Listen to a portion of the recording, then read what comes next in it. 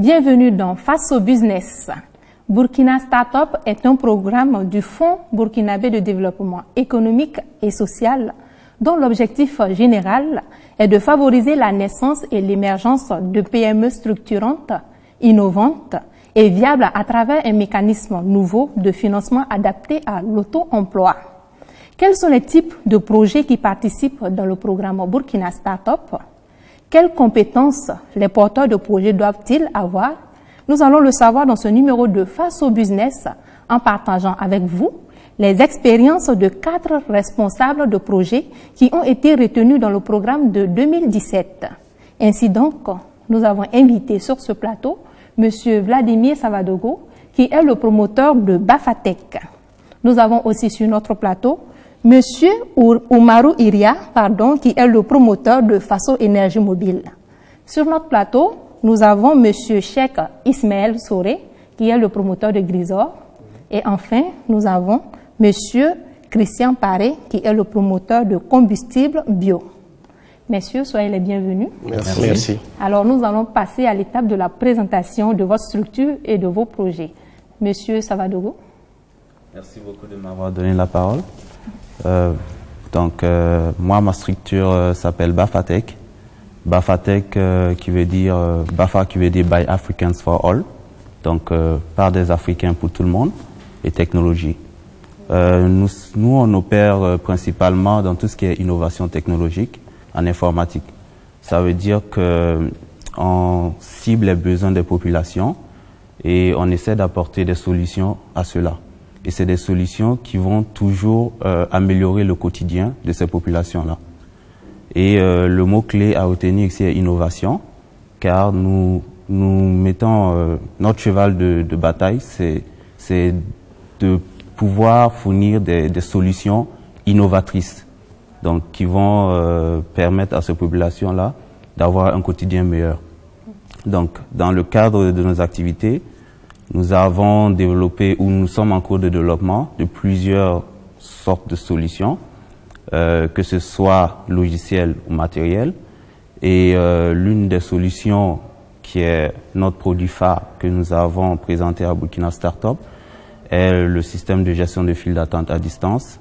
Ça veut dire qui permet à n'importe quelle personne de pouvoir prendre un numéro, un ticket de file d'attente d'une structure donnée à distance sur son téléphone mobile et d'être alerté au moment opportun pour se rendre dans la structure. Donc c'est on va dire le système que nous avons présenté en grande partie pour Burkina Startup et qui a été retenu. Alors dans ce système, j'aimerais avoir peut-être un exemple terre à terre. Par exemple, pour payer ma facture à l'ONEA, je peux prendre un ticket à distance depuis la maison. C'est ça. Voilà, et le temps de me déplacer, peut-être que je serai avancé dans le rang. C'est ça. En fait, ce qui se passe, c'est que vous voulez payer votre facture à l'ONEA, vous prenez votre téléphone, vous choisissez ONEA, vous choisissez payer une facture. En ce moment, ça vous dit directement le prochain ticket pour ce service est le ticket numéro quelque chose, oui, avec une estimation du temps de passage. Donc vous allez passer dans 1h10. Est-ce que je vais prendre ce ticket ou ce que je vais faire, c'est dire non, moi je ne vais pas passer dans 1h10, je vais passer dans 2 heures. Donc vous pouvez choisir une heure ultérieure pour passer. Donc si vous prenez ce ticket, disons le ticket 15, vous le prenez, ça vous réserve ça dans la file d'attente. Donc quelqu'un qui va à l'ONEA, il appuie sur la machine, il prend le ticket 16, parce que vous avez pris le 15 sur votre téléphone. À distance. Donc, une fois que c'est presque votre tour, vous êtes alerté, parce que ça calcule votre position géographique en fonction de la distance. Donc, vous êtes alerté et ça vous dit, vous devez vous rendre maintenant à l'ONEA. Donc, une fois que vous vous rendez à l'ONEA, vous n'allez plus attendre longtemps. Vous allez peut-être attendre 5 ou 10 minutes maximum. C'est votre tour. Vous passez et vous faites. Je pense que cette solution résout beaucoup de problèmes à la fois. La localisation, la distance et puis gagner en temps. Exactement. Okay. Exactement. D'accord. Alors on continue avec les présentations avec Monsieur Iria. Merci beaucoup. En fait, nous sommes Faso Énergie SAS, mais le projet retenu dans le cadre de Burkina Startup, c'est Faso Énergie Mobile Box. Il s'agit en fait d'un système conçu au Burkina Faso pour le consommateur burkinabé C'est un système compact d'énergie solaire, de production d'énergie solaire, où le client n'a pas besoin en fait d'un technicien pour faire l'installation de son matériel. Il a juste en fait le box, input et output qu'il a plug and play. Alors, ce système a été développé par 2 ingénieurs, dont un en système énergétique et le second en électromécanique, appuyé par un spécialiste en marketing commercial pour la commercialisation du produit. Alors nous sommes à notre phase de démarrage, le prototype est prêt, donc nous allons lancer bientôt. D'accord. Et comment ce box fonctionne? On le dépose à la maison, il est chargé et quand il y a une coupure, on l'allume. Le box est en réalité comme un groupe électrogène solaire ou avec des roulettes qu'on peut déplacer à chaque moment. Donc si vous avez le box, vous n'avez pas besoin en fait d'aller payer d'autres panneaux solaires pour venir installer sur vous, juste en fait avec notre box. Et vous avez tout ce qu'il faut à la maison. Je prends le cas de ceux qui se déplacent.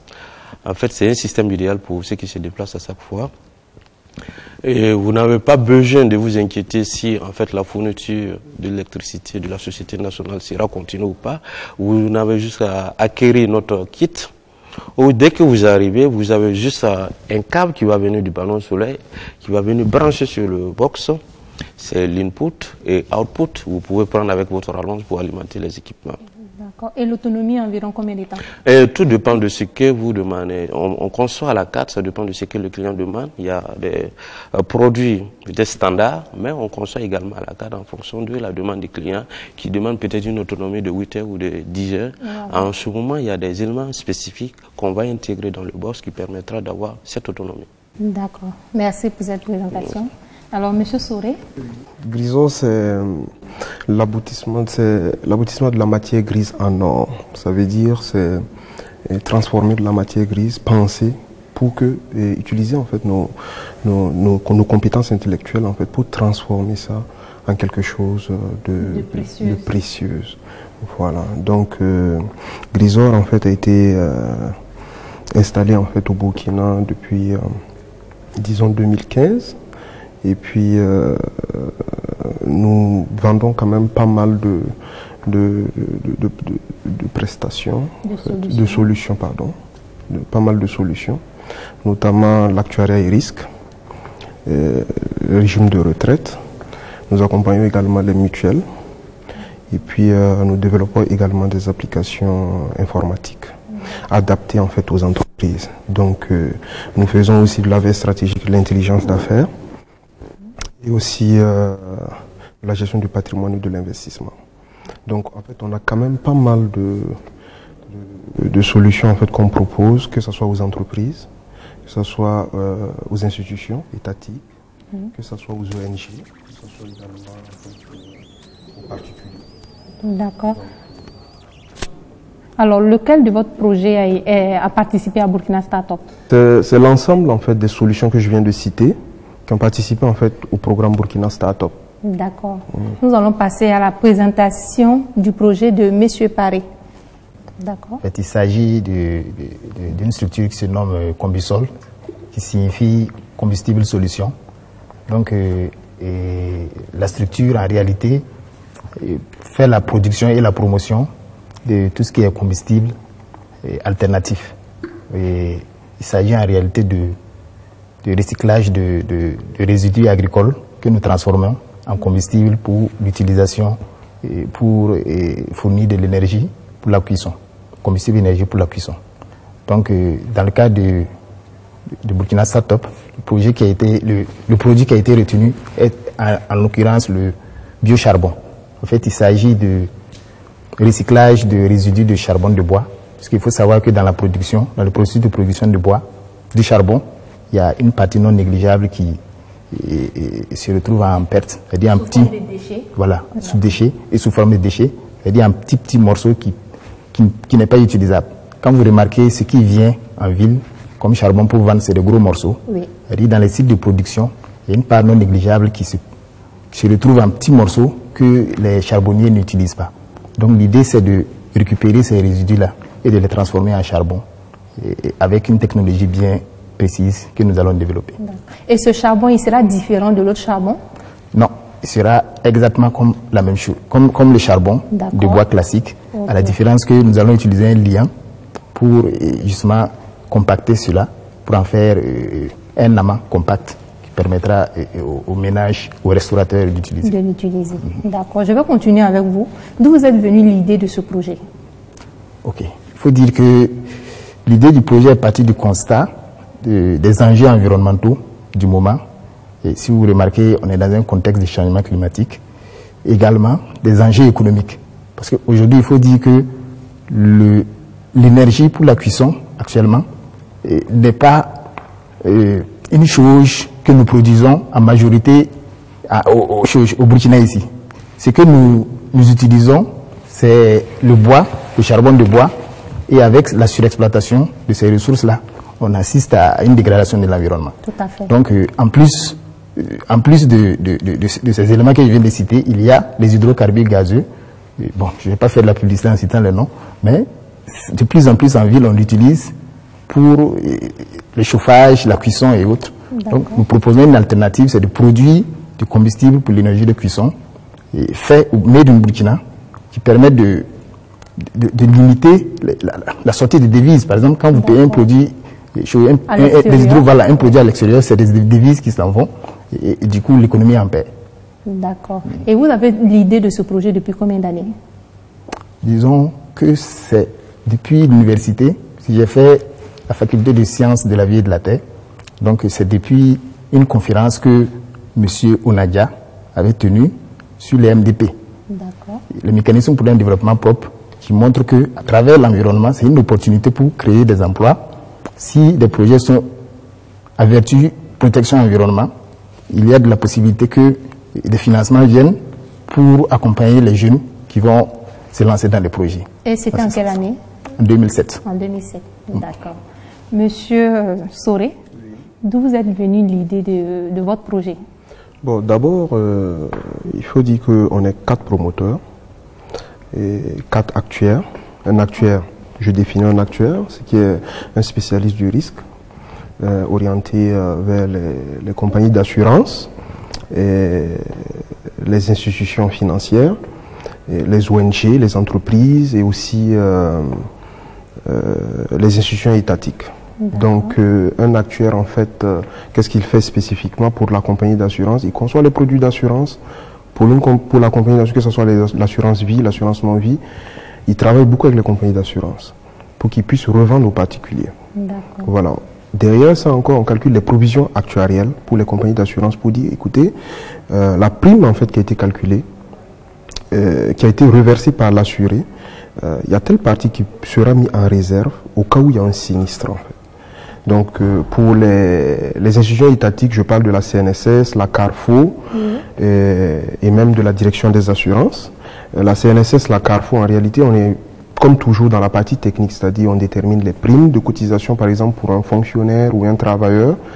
Et on essaie aussi de quantifier en fait certains risques, essayer de prévoir en fait la retraite. On calcule les prestations de retraite qui seront reversées. Tout ça en fait, en se basant en fait sur l'espérance de vie et bien sûr sur un modèle économique. Parce que 1 franc aujourd'hui n'est pas égal à 1 franc demain. Tout donc, à fait, avec la dévaluation. Exactement. Donc il y a quand même beaucoup de paramètres que nous on utilise en fait pour déterminer ces primes-là dès maintenant, pour que à la retraite, disons dans 20 ans, la personne puisse percevoir en fait une prestation qui pourra lui permettre de vivre décemment. Et également, ça permet aux institutions, c'est-à-dire la CNSS, la Carrefour, de pouvoir aussi gérer ces réserves-là et les investir en fait dans des portefeuilles qui pourront être rentables et pour qu'ils puissent eux-mêmes supporter leurs charges. Voilà. Pour la direction des assurances, on peut les accompagner pour, par exemple, l'évaluation en fait des produits d'assurance qui sont soumis à leur niveau pour agrément. On peut les aider, on les accompagne, bien sûr, pour qu'ils puissent étudier en fait ces produits d'assurance-là pour ces compagnies. Et on donne également des formations pour qu'ils puissent avoir le background nécessaire pour évaluer les produits d'assurance, évaluer les compagnies d'assurance, gérer les sinistres qui ne sont pas recouverts et tout ça. Donc, et depuis combien d'années vous êtes sur ce projet? Je vous avoue qu'on est sur le projet depuis 2009 avec les promoteurs, mais on a commencé à penser un peu plus en profondeur à partir de 2011, parce que durant nos études, on a côtoyé, on a eu la chance de côtoyer vraiment des acteurs africains, je peux dire burkinabés, et puis qui ont de l'expérience dans le domaine et qui connaissent très bien les problèmes que rencontrent en fait les institutions, les entreprises, et qui nous ont vraiment coachés, et avec leur aide et leur soutien et leurs encouragements, nous avons pu en fait ouvrir notre bureau d'études actuariel qui est Grisor. D'accord. Voilà. Merci. Monsieur Iria, d'où vous êtes venu l'idée de Faso Energy Mobile Box? Oui, Faso Energy Mobile Box, l'idée nous est venue à partir en fait de constats faits sur le terrain. La plupart des installations solaires classiques en fait tombent rapidement en panne. Il y a des dysfonctionnements observés. Et ce problème est dû à quoi? Parce qu'en fait les techniciens qui installent ont été formés sur le tas, ils ne maîtrisent pas. Alors donc également on a remarqué que dans les zones rurales, en fait la population rurale a besoin de l'énergie, mais ils n'ont pas la possibilité d'en offrir. Beaucoup plus sur le volet technique, parce que même s'ils en acquièrent, ils ne peuvent pas installer eux-mêmes. Il faut trouver un technicien qui est bon, qui est pro pour l'installation. Alors nous, on s'est dit pourquoi pas développer une solution qui va permettre à cette population rurale, également permettre à la population, soit citadine aussi, de bénéficier de cette solution qu'on n'a pas besoin d'un technicien pour installer. Juste, nous sommes des ingénieurs, donc on conçoit le système pour eux. Ils ont juste à brancher de fil et c'est bon, ils n'ont pas besoin de technique. On dit, ok, on développe une solution pour répondre aux besoins du Burkinabé. D'accord. Et depuis combien d'années vous êtes sur ce projet? Bon, je dirais, puisque nous, on travaille beaucoup dans le domaine solaire, il y a longtemps. Okay. Et je dirais depuis peut-être 7 ans. Ok. Alors, pour le cas depuis spécifique... 2011? Oui. Okay. Le cas spécifique, en fait, c'est depuis 2016 qu'on a commencé à réfléchir. 2016 okay. On a commencé à réfléchir. Qu'est-ce qu'on peut faire pour aider la population burkinabé qui a besoin de l'énergie? Je pense que la réponse est là. Oui, la réponse est là. Okay. Alors, je viens chez Bafatec. Monsieur Savadogo, d'où vous êtes venu l'idée de Bafatec? Ok. Pour répondre à cette question, je vais partir d'une jeunesse, en fait. Comme a né Bafatec, nous étions, on va dire, 5 promoteurs, mais on vivait on était un peu repartis un peu partout dans le monde. On était liés par un groupe WhatsApp, voilà, Bafa, dans lequel on s'échangeait des idées, voilà. Comment améliorer la vie d'un citoyen, qu'est-ce qu'on peut développer pour ça, quelles sont les solutions qu'on peut apporter. On s'échangeait beaucoup d'idées, et une fois quand on est rentré tous au pays, on s'est dit alors pourquoi pas créer une structure qu'on va nommer Bafatec, qui va nous permettre de concrétiser ces idées-là. Donc c'est dans ce sens-là que nous sommes rentrés et nous avons créé Bafatec. Après, je vous ai dit que Bafatec, à la base, c'est de proposer des idées innovatrices pour améliorer le quotidien des citoyens. Exactement. Oui. Sauf que nous proposons aussi des services pour des particuliers, par exemple, qui veulent développer quelque chose, une application mobile, un site web ou un logiciel quelconque sur mesure, ou alors des entreprises. Voilà. Pour en venir à nos projets, le constat a été tout fait dès que nous sommes rentrés pour notre système de gestion de file d'attente. Il n'y a qu'à aller dans les structures, les banques par exemple, ou la Sonabel, en fin de mois ou en début de mois, pour se rendre compte que de l'affluence qu'il y a. C'est une énorme perte de temps. Exactement. Il y a une grosse affluence et tu vas par exemple pour un dépôt qui va durer 5 minutes, tu vas rester en banque pendant 2 heures de temps. 2 heures, voilà. Donc le conseil était tout fait. Donc nous nous sommes dit alors qu'est-ce qu'on peut proposer comme solution pour justement éviter aux gens de perdre du temps dans les files d'attente. Donc nous avons beaucoup réfléchi et nous en sommes arrivés à cette solution justement qui va vraiment libérer les gens et leur permettre d'économiser leur temps. Et cela depuis combien d'années? Nous sommes dessus, enfin on va dire Bafatec, ça a commencé il y a environ 4 ans. Mais le système de gestion de file d'attente, nous sommes dessus depuis environ 2 ans. Ce n'est pas le seul de nos projets. Nous avons d'autres projets, bien sûr, que nous avons présentés à Burkina Startup, dans un système de livraison par téléphone, voilà, qui permet aux gens de, par exemple, sélectionner une zone. Par exemple, ça vous montre les restaurants qui sont dans cette zone. Vous pouvez cliquer sur un restaurant, ça vous montre son menu. Vous choisissez les plats que vous voulez. Vous choisissez une adresse de livraison. Ça peut même vous géolocaliser, c'est-à-dire ça récupère votre position actuelle et vous cliquez sur valider. On vient, on vous livre votre plat. Donc efficace, pratique. Voilà, rapide. Donc ça s'appliquait pas seulement au restaurant, au pressing, au caravane, au supermarché. Voilà, un peu du tout. C'est de façon générale, au fait. De façon générale. D'accord. Et c'est une solution que nous allons bientôt proposer. D'accord. Et je vais rebondir sur cette question, continuer avec vous. Quelles sont les compétences qu'un futur entrepreneur doit avoir pour pouvoir un peu convaincre ses futurs partenaires? Pour moi, un futur entrepreneur doit être d'abord ambitieux. Voilà. Donc, il ne faut pas se mettre des limites. Si la personne a une idée en tête, il faut aller jusqu'au bout. Ça, c'est la première des choses. Donc, la persévérance. Voilà. Ensuite, il faut pas... C'est sûr, il y aura des embûches. Oui, tout à fait. Il y aura des embûches. Alors, Monsieur Iria, quelles sont les compétences qu'un futur entrepreneur doit développer en lui? Les compétences pour un futur entrepreneur, bon, d'abord, il faut être ambitieux, courageux. Et deuxièmement, il faut se fixer des objectifs clairs. C'est vrai, comme il a dit, on aura des obstacles qu'on va affronter, mais il faut braver ces obstacles et ne jamais décourager, never give up. D'accord. Monsieur Soré, vous avez quelque chose à ajouter? Je pense que je les rejoins. Et puis je dirais vraiment, c'est d'y croire aussi à son projet. Et puis de tenir bon. D'accord. Monsieur Paré? Exactement, il faut y croire. Il faut y croire, c'est surtout ça. Parce que à tous les coups, il y aura toujours des embûches, comme il a dit, dans la société dans laquelle exactement, il faut persévérer. Il y aura toujours, on dira toujours, c'est un rêve, c'est pas possible. C'est pas possible. Donc, quand on y croit, on doit foncer. On se donne les moyens. On se donne les moyens pour y arriver. D'accord. Alors, si vous nous prenez en marche, vous êtes bien sûr dans l'émission Face au Business sur la télévision BF1. Et aujourd'hui, nous échangeons sur les expériences avec les 4 porteurs de projets dans le programme Burkina Startup 2017. La prochaine étape, vous allez partager avec nous ici votre expérience d'avoir participé au programme Burkina Startup l'année dernière. Vos peurs, vos inquiétudes durant les entretiens, qu'est-ce qui s'est passé, les différentes étapes. Sans tabou, exprimez-vous. Je vais commencer avec Monsieur Soré. Bon, d'abord, il y avait eu la phase de présélection.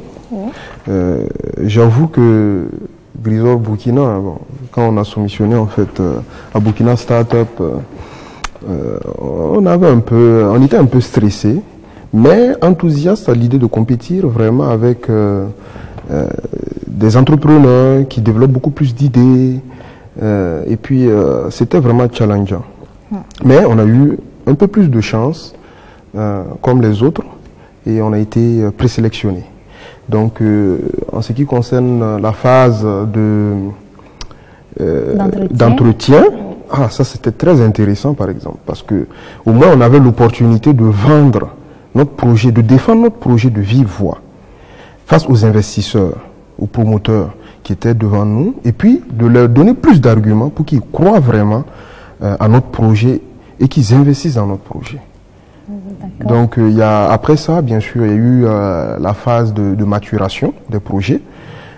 Cette phase-là, bien sûr, on s'était entouré. Bon, les promoteurs nous ont coachés vraiment avec des cabinets qui ont plus d'expérience, je peux dire même en Afrique, en tout cas, des références dans le monde. Oui. Et puis, on a eu la chance en fait d'être coachés par eux, c'est-à-dire des formations et tout ça. Et, les moments inoubliables. Les moments inoubliables, moi je dirais beaucoup plus, c'était la phase d'entretien quand même. La phase d'entretien, parce que j'avoue que depuis un certain temps, depuis l'installation, on essayait vraiment d'avoir ce genre d'entretien pour défendre de vive voix nos projets et tout. Et puis on y croit et puis on y est allé. Mais j'avoue qu'on a encore eu aussi la chance. Puis on a été sélectionné. Monsieur Paré, votre participation à Burkina Startup? Oui, disons que ça a été une expérience assez très intéressante. Et je dirais que moi j'ai postulé pratiquement dans la dernière semaine. Mais j'ai l'avantage d'avoir déjà le projet, j'avais déjà le plan d'affaires, donc il suffisait seulement de faire certains réajustements pour compétir. Pour moi, ce qui m'a vraiment marqué dedans, c'est cette possibilité de donner, la possibilité qu'on donne de faire de l'émulation, de l'esprit de compétition, de permettre à ceux qui vraiment fouillent, ceux qui travaillent dur, ceux qui proposent quelque chose de vraiment innovant et de vraiment sérieux, d'avoir la chance d'avoir du soutien. Je retiens surtout ça parce que ailleurs, franchement, si tu n'as pas de connaissances, c'est pas évident. J'ai des amis qui sont d'ailleurs qui disent que en Afrique, mais si tu ne connais pas quelqu'un, voilà, si tu n'es pas recommandé, tu pars. Mais je retiens que dans cette phase, dans cette compétition, franchement, ça a été vraiment clair, quoi. On a été devant un jury, vraiment, c'était pas simple, hein, avec plein de gens. Nous, le jour de l'entretien, alors, comment ça s'est passé? Voilà, le jour il faut dire que à la présélection, j'ai pas su, puisqu'ils envoyaient, il y a des mails qui ont été envoyés pour informer les candidats, les heureux lauréats qui ont été retenus pour passer à l'entretien. Moi, c'était pendant la période d'hivernage, j'avais un problème de connexion, j'ai pas pu me connecter, et c'est le 4 septembre que devrait se tenir l'entretien, je crois. Et le matin du 4 septembre, j'avais cours, je suis de cours aux 2 yeux. Et le matin à 7 h, je suis venu, c'était la rentrée, je crois. Le 4, c'était la rentrée. C'est quand je suis arrivé qu'on m'a appelé aux environs de 7 h et quelques pour me dire me confirmer l'entretien du matin en question. Donc, j'ai demandé, mais c'est de quelle structure il s'agit? Elle a précisé FBDS. J'ai dit, c'est où? Elle a indiqué vers IAM. Vous étiez perdu. Voilà. Donc, j'ai dû rentrer chez moi, et puis revenir ensuite, aller me changer pour revenir à l'entretien. Mais lui, c'était le fait que, franchement, je maîtrisais vraiment mon projet. Je n'avais rien sur moi. Oui, je suis rentré comme ça. Et sur les aspects financiers, j'ai eu vraiment du mal à m'en sortir parce que là, c'était vraiment costaud. Voilà. C'était exactement. C'est pourquoi on demande aux porteurs de projet de vraiment porter leur projet, maîtriser son projet. Exactement. Donc, je dirais que c'est la partie innovation, la partie potentielle en croissance qui a beaucoup plus joué à ma faveur, à mon avis. D'accord. Je viens vers M. Iria, votre expérience. Merci. Nous gardons de bons souvenirs, puisque en fait, ça a été couronné par la sélection de notre projet. Et il est à noter que lors des entretiens, vraiment, notre projet a beaucoup attiré l'attention des membres du jury. Ça a suscité beaucoup de questions et aussi des contributions. On était fiers. Également, tous les entretiens qu'on a eus après la phase de sélection, tout le monde était intéressé par notre projet, donc on se sentait fiers. En guise en fait d'exemple, quand on a présenté le projet au bureau, au cabinet chargé en fait de la formalisation des entreprises, du cabinet CESIA, le DG du coup il a dit monsieur, est-ce que vous pouvez passer sur moi pour voir qu'est-ce que vous pouvez faire pour nous? Et deuxièmement, il y a un des lauréats également, Bafatech, qui était intéressé par notre solution. Et quand le jour de la remise en fait des attestations, le ministre de l'économie, elle était intéressée, elle a dit en fait, il y a des projets du gouvernement dans ce cadre qui vraiment c'est une très bonne initiative.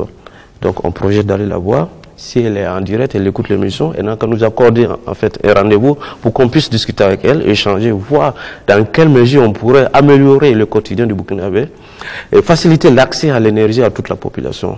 On sait qu'en fait le développement d'un pays passe par l'accès à l'énergie. Sans l'énergie, on ne peut rien faire. Donc on la demande de nous accorder un rendez-vous. D'accord, je pense que le message est bien passé. Le message est bien passé. Donc également, les membres du FBDS, le personnel du FBDS, ils étaient intéressés par nos solutions.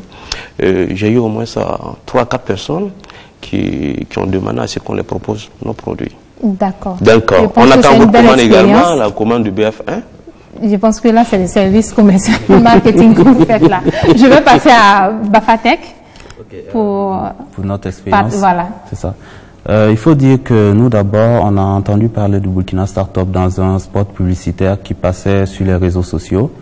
Donc, une fois qu'on a pris connaissance du projet, on s'est dit, ah, c'est quelque chose qui va dans notre sens, puisque le mot-clé est l'innovation. Donc, nous nous sommes attelés à fournir les pièces, c'est-à-dire le plan d'affaires, il fallait travailler dessus, les autres pièces. Et ça en est suivi la présélection, voilà. Ensuite, une période d'attente un peu stressante. Tout à fait. Puis la sélection. Je garde quand même un souvenir particulier de la sélection parce que, comme ils l'ont dit, c'était pas évident. On était devant un jury qui nous posait, on va dire, toutes sortes de questions assez pertinentes. Vraiment des professionnels. Des professionnels. Et il fallait vraiment répondre avec certitude. Il fallait connaître son projet.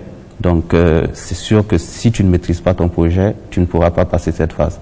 Donc, ça nous a quand même marqué. Et aussi, une anecdote, c'est que au moment de l'annonce des résultats, le directeur a dit que nous, on était sur la présélection parmi les derniers. Voilà, parmi les derniers classés parce que on a mis en avant des solutions logicielles. Et ce n'est pas évident ici de montrer la pertinence d'une solution logicielle. Donc, une fois qu'on a fait la présélection, ils ont été tous un peu sublimés parce qu'on arrivait avec des tablettes, voilà. Et leur montrer directement, ce qu'on proposait. Tous nos produits, on a fait une démonstration. Et après, ils ont dit que c'était l'une des meilleures prestations qu'ils ont vues. Voilà. Comme on l'a dit, il faut voir pour croire. Exactement. Donc, c'est après ça qu'on a été sélectionnés. On a été tout heureux. Ensuite, ça en est suivi la phase de maturation, de formation, ce qui a été une bonne expérience parce qu'on a appris beaucoup de choses. Tout à fait. Voilà. Alors, est-ce qu'il y a une partie responsabilité sociétale dans vos projets? Oui, tout à fait, parce que comme je vous ai dit, d'abord, on développe des solutions pour les populations. Dans ce sens-là, nos solutions ne sont pas tout le temps lucratives. Voilà. Par exemple, là, on va mettre en place, on va bientôt sortir même une application pour les dons de sang. D'accord. Voilà. Et ça, on va l'offrir. On va l'offrir. C'est une application qui va permettre aux centres de santé, même aux populations, de pouvoir demander du sang et de pouvoir recevoir une réponse. Voilà, par rapport à ça. Et là, il y aura une solution au problème donneur et demandeur. Oui, exactement, donneur et receveur. Et ça, c'est quelque chose, comme je vous ai dit, on va l'offrir. Et c'est notre, on va dire, part de contribution dans la société. Voilà, ce n'est pas seulement ça. On a aussi des projets dans le sens, on va dire, ce qui est critique actuellement, c'est-à-dire la sécurité.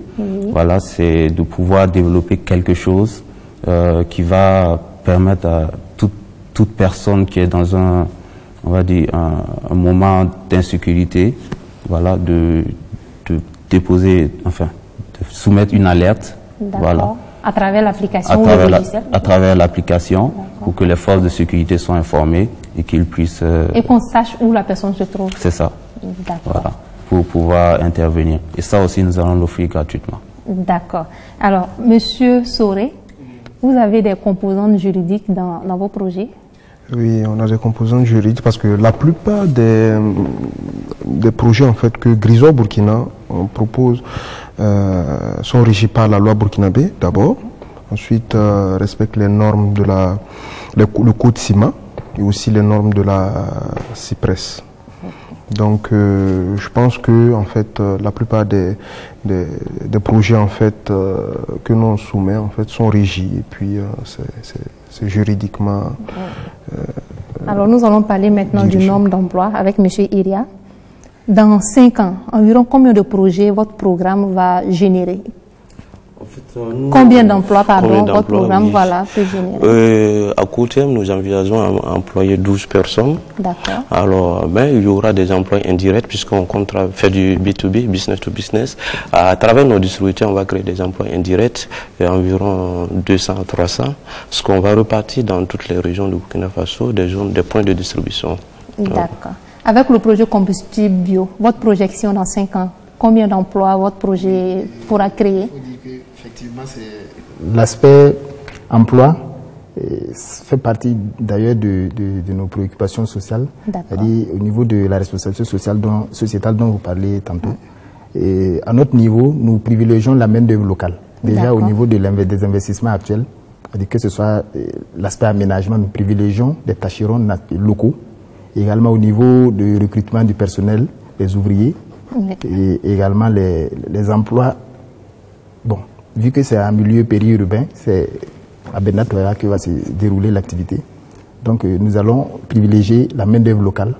Et si maintenant il y a de la qualification qui est nécessaire, nous serons obligés de passer au-delà. Également le deuxième point au niveau de la responsabilité sociétale, nous allons également travailler à ce que l'aspect environnement, vu déjà la nature de l'activité, l'aspect environnement prenne une part centrale. Tout à fait, que l'environnement soit respecté. Oui.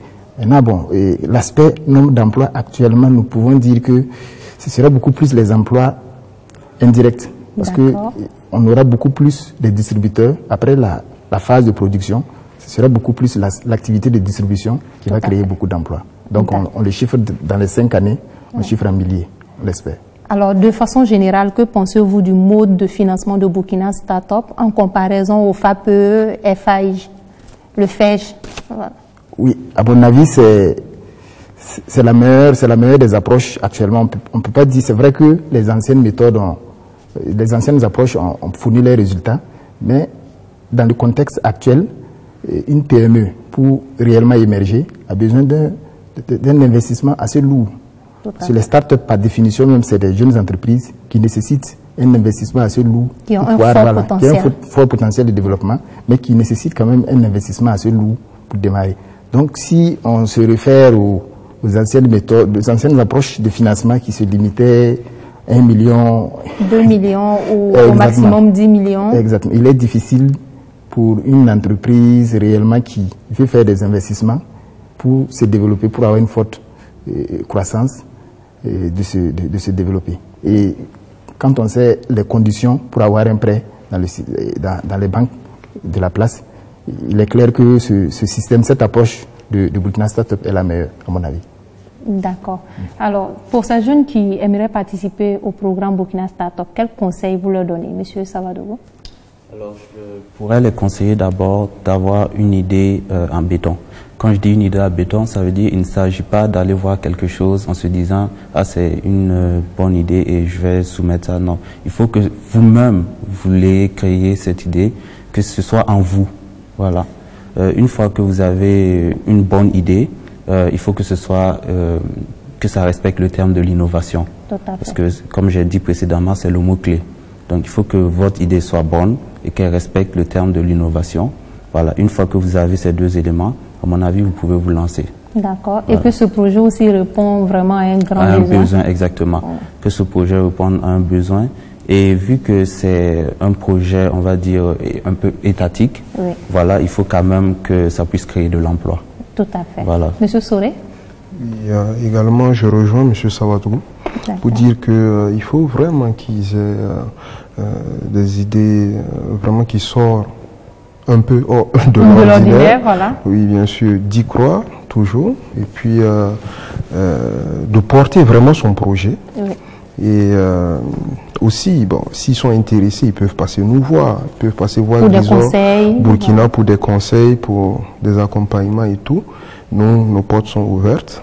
D'accord. Puis, je pense que le message est bien passé. Merci. Alors, Monsieur Eria, quel conseil pour ces jeunes qui aimeraient entreprendre et participer au programme Burkina Startup? Moi, je les demanderais de ne pas hésiter à postuler. Mais en ayant une idée, il faut que l'idée ou le projet soit en adéquation avec son profil, parce qu'il faut maîtriser ce que tu veux faire pour pouvoir défendre. Donc, il faut avoir une idée, un projet qui correspond à ton profil que tu pourras défendre. C'est une bonne opportunité pour Burkina Startup. Parce que la sélection, je dirais que c'est transparent, parce qu'elle est transparente du moins. Nous, on ne croyait pas, mais on y est arrivé. Donc, c'est vraiment important de porter l'idée, mais il faut maîtriser ton idée, comme les autres l'ont dit, il faut maîtriser. Voilà. D'accord. Alors, M. Paré, avec vous, selon vous, quels sont les critères qui ont permis la sélection de votre projet? Peut-être que cela pourrait aider ces jeunes qui nous suivent. Oui, bien avant, je vais peut-être ajouter un point par rapport à ce qu'ils ont dit. D'accord. Et moi, j'insiste également sur le fait de se mettre ensemble. Oui. C'est-à-dire qu'il faut que les jeunes décident de travailler ensemble. Voilà, décident de travailler ensemble. C'est beaucoup plus porteur. Quand vous mettez ensemble, vous mettez des compétences ensemble. Par exemple, lui, il a expliqué, Bafatek a expliqué que à l'origine, ils étaient en groupe.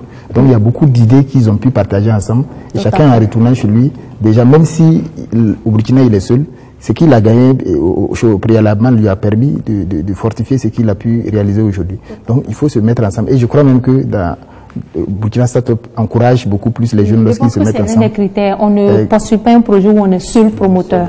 Exactement. Voilà. Maintenant, par rapport à ce que vous disiez, ce que vous me demandez, les critères, à mon avis, il y a l'aspect innovation il faut que le projet qu'on porte dans le domaine dans le secteur d'activité, il faut que ça apporte quelque chose de nouveau. C'est très important. Parce que si c'est pour venir reproduire... Que cela apporte quelque chose de nouveau, bon, bien sûr, positivement. Oui. Positivement, il faut que ça améliore. C'est important. Sinon, si c'est pour la même chose, pour faire la même chose, je crois que ça ne sert pas à grand chose. Parce que là même, la compétition sera rude. Le marché est déjà là. Il y en a qui sont déjà installés, qui ont déjà des parts de marché. C'est pas évident. Donc, il faut apporter quelque chose de nouveau. Il faut bien observer le marché du secteur et puis trouver le plus là, le petit plus, voilà, ce qui manque. Et maintenant, essayer de bien agencer ça et puis proposer quelque chose. D'accord. Voilà. Également, avec une équipe. Exactement.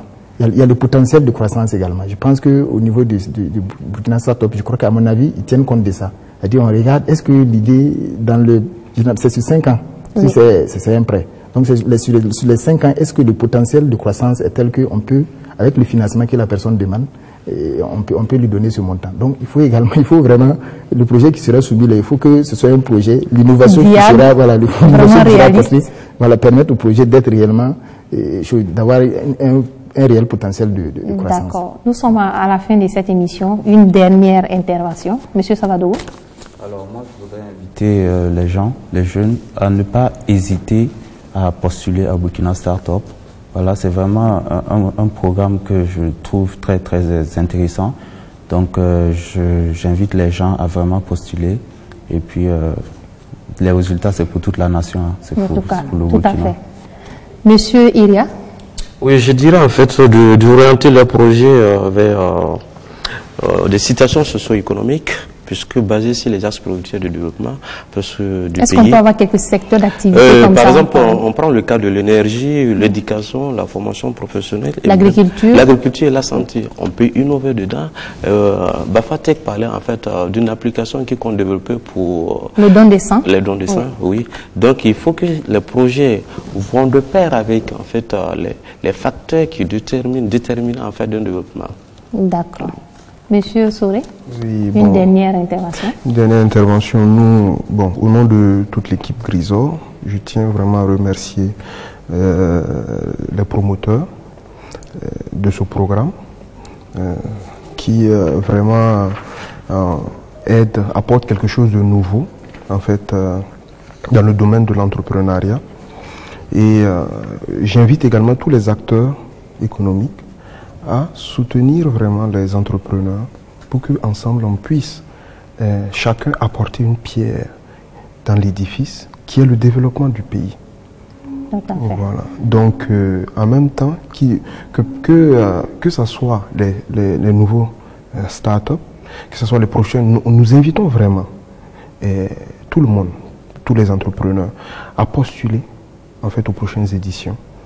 Et nous leur souhaitons bonne chance. Tout à fait. Et comme je l'ai dit, nous sommes là. La chance, c'est de vraiment bosser sur leur projet.